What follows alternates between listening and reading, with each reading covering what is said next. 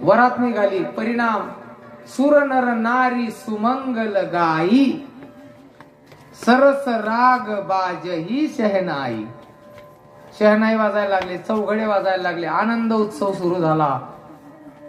जाताना मुंगूस दिसायला लागला. लक्ष द्या.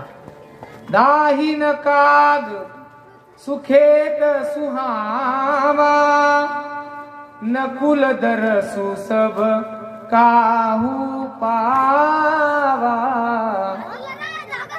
दाहीन काग सुरेख सुहावा, नकुल दरुस.